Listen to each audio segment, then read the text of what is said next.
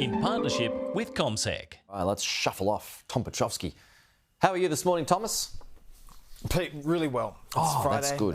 There's always a better note in your spirits when it's the end of the working week.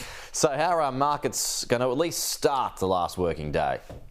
Well, on a positive footing, Pete, the futures suggesting the ASX 200 will be up by just under 0.5%. So that's a nice addition to yesterday's gain of almost 1%. It was up by 0.9% yesterday, the ASX 200.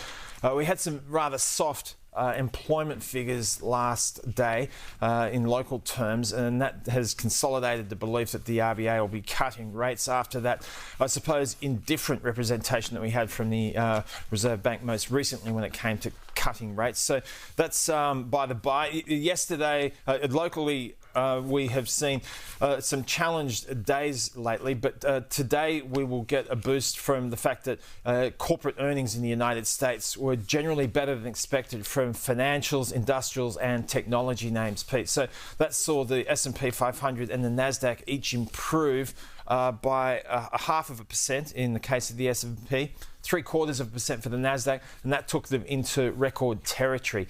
The Dow Jones was up by 0.5%, so that's important. We had better earnings from financials and technology names and industrial stocks.